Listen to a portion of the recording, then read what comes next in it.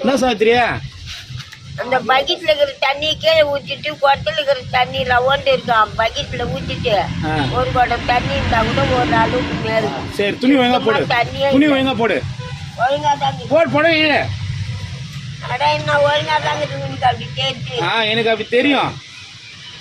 வீடியோவில் பார்க்குறோம் உன்னை பாட்டியா பார்க்க மாட்டான், ஃபிகரா பார்க்குறான். என்னடா பாட்டி வந்து துணி அப்படிக்குது.